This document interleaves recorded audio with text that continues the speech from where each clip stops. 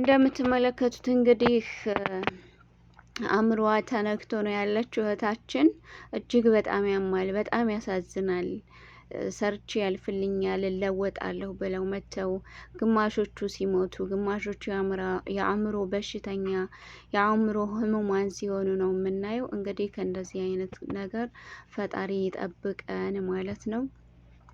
የወጣ ነው ሰርተን እንድንለወጥ ራሳችንን ቤተሰባችንንም እንድናግዝ ነው እና ወተን ደግሞ እንደዚህ አይነት ነገር ሲገጥመን በጣም ያማል።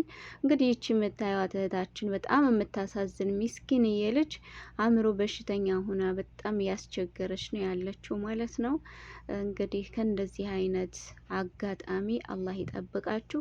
ሰላሙ አለይኩም ወራህመቱላሂ ወበረካቱ። ውድ የቻናሌ ቤተሰቦች እንደምን አላችሁ? በያላችሁበት ሰላማችሁ ብዝት ትርፍርፍ ይበል። እንግዲህ መግቢያ ላይ እንዳስቀመጥኩላችሁ አንዲት እህታችን የቡታጅራ ልጅ ነች። እንግዲህ ስደት ከወጣች ረጅም ዓመታት ሆኗታል።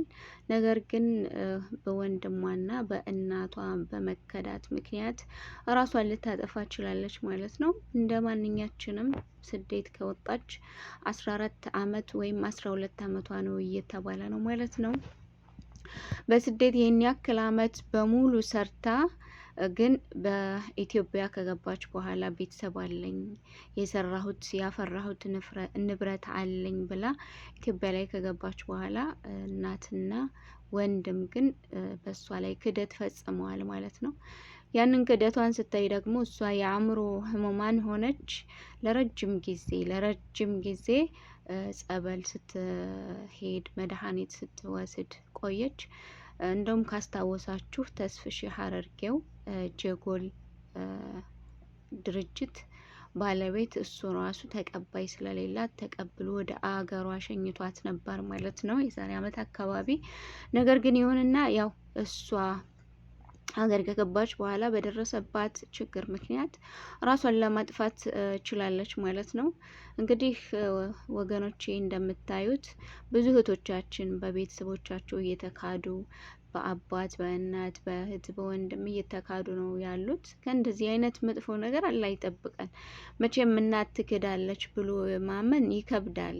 ነገር ግን ብዙ እናቶች ከራሳቸው የበለጠ ራሳቸውን አሳልፈው ለልጆቻቸው እንደሚሰጡ ደግሞ አንዳንድ እናቶች ወይም በሰው መገፋፋት፣ በሌላ ልጅ መገፋፋት ወይም በሌላ ሰው ግፍፊት ሊሆን ይችላል ልጆቻቸው ላይ በደል የሚያደርሱትና እንደነዚህች ልጅ እናቶች አይነቶቹ እናቶች ደግሞ እንደ እናት አይቆጠሩም ማለት ነው። እንግዲህ ይህች እህታችን እንደ ማንኛችንም ሰርታ ለመለወጥ ሰርታ ቤተሰቦቿንም ለማገዝ ነው የወጣችውና ያላትን ቤቷን ንብረቷን ሁሉንም ነገር ቀሟት።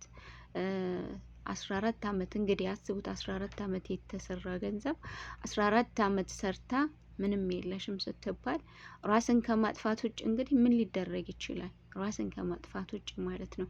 በነገራችን ላይ እንደዚህ አይነት ነገር ተደጋገመ። እዚህ ሳውዲ ራሱ እኔ የማቃት የቅርብ ቤተሰቤ 16 ዓመት ነው የሰራችው ማለት ነው። 16 ዓመት ሰርታ ተይዛ ኢትዮጵያ ገባች። የቤት እቃ እንዳለ በሙሉ አስገብታለች። የቤት እቃ እያንዳንዱን ማለት ነው፣ ቴሌቪዥን ሳይቀር፣ ቀሳላ፣ ፉሩን ሳይቀር፣ ሌላውንማ ተውት፣ እያንዳንዱ አስገብታለች። ከዛ አገር ከገባች በኋላ ግን ምንድነው የተፈጠረው ወገኖቼ? እናትም አባትም እቃ የለሽም። እንደገና ደግሞ ቤት የሰራችው በእነሱ ስም ነበር ማለት ነው። አባት ቤት የሚባል የለሽም፣ መቼ የሰራሽው ነው? ቤቱ በራሴ ስም ነው። አላት ማለት ነው። ወዴት ትሄዳለች? ከሰሰች። ብትከስም እሷ እዚህ ሆና ለቤተሰቦቿ እየላከች ስለነበር ያሰራችው። እንግዲህ ቤተሰብ በዚህን ያክል ደረጃ ይክደኛል ብሎ ማመን እኔ እንጃ፣ ይከብዳል። ይክደኛል ብሎ ማሰብ በጣም የሚከብድ ነገር ነውና እንግዲህ ተክዳ እንደገና ስደት ሀብላ ዱባይ ገብታ እንደገና እየሰራች ነው ማለት ነው። እና ባካችሁ ውድ እህቶቼ ያው ከጠለብ ጠፍታችሁ ወይም በኡምራ የመጣችሁ ለእናንተ ሰዓብ ሊሆን ይችላል። ነገር ግን ያለውን ነገር በመረጃ እንዲያሳዩአችሁ ማድረግ አለባችሁ።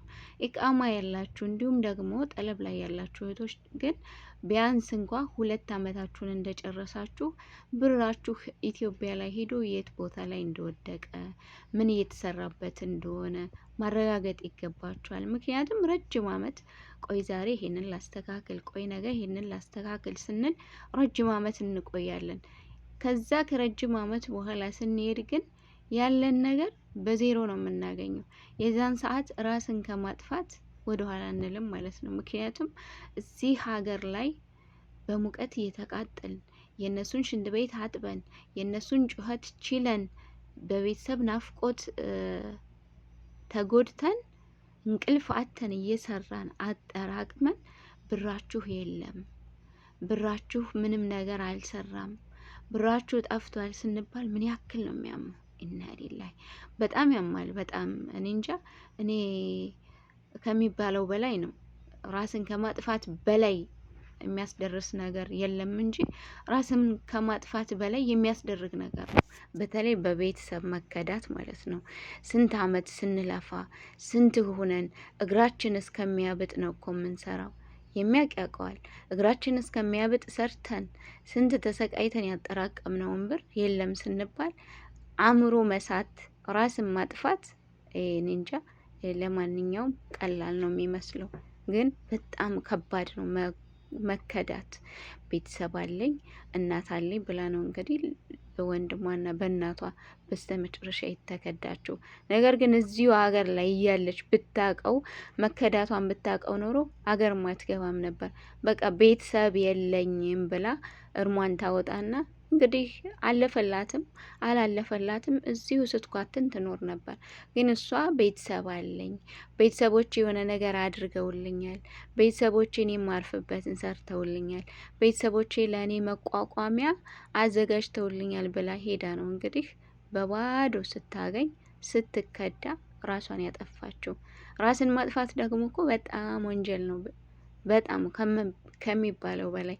ግን የሰው ልጅ ሲናደድ በቃ የሚያረገው ሲያጣ ራሱን ወደ ማጥፋት ነው የሚሄደውና ከእንደዚህ አይነት ከመከዳት በተለይ በቤተሰብ ከመከዳት አላህ ይጠብቀን።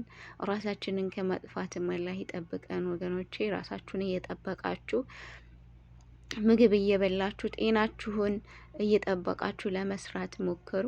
ያው እንዳልኳችሁ ግን በተቻላችሁ አቅም እየሄዳችሁ ብራችሁ ምን አይነት ቦታ ላይ እንደተቀመጠ ማየቱ እጅግ በጣም አዋጭ ነው። ምክንያቱም እዚህ ጋር ሆነን እንሰራለን ብሩን እንልከዋለን ወይ ባንክ ቤት ተቀምጦ ምንም ነገር አይሰራም።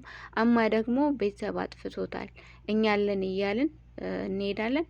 ብሩ ግን ጠፍቶ ምንም በዜሮ ነው የምናገኘውና እባካችሁ እህቶቼ ራሳችሁን ጠብቁ። ራስን ማጥፋት እጅግ በጣም መጥፎ ነው፣ በአላህም ዘንድ የተጠላ ነው። ራሱን ያጠፋ ሰው ቅጣቱም የተለየ ነው። ከእንደዚህ አይነት መጥፎ ተግባር ራሳችንን ልንጠብቅ ይገባል። በያላችሁበት የዓለም ዳርቻ የአላህ ሰላም አይለያችሁ። አላህ ጠብቆ በሰላም በጤና ለሀገራችሁ ያብቃችሁ። በቤተሰብ ከመከዳት በተለይ በእናት ከመከዳት በአባት በወንድም ከመከዳት አላህ ይጠብቃችሁ። እንግዲህ እህታችን ከዚህ በኋላ ምን አላት? ምን ትጠብቃለች? አስቡት።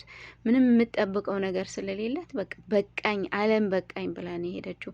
እንደዚህ መጨረሻችን የሚያስጠላ ከመሆን ደግሞ ፈጣሪ ይጠብቀን። በያላችሁበት ሰላማችሁ ይብዛልኝ። ለቻናሌ አዲስ የሆናችሁ ሰብስክራይብ ማድረግ አትርሱ።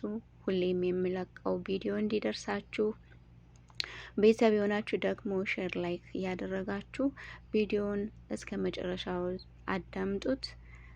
ሰላማችሁ ብዝት ትርፍርፍ ይበልልኝ። አላህ ይጠብቃችሁ። ሰላሙ አለይኩም ወራህመቱላህ ወበረካቱሁ።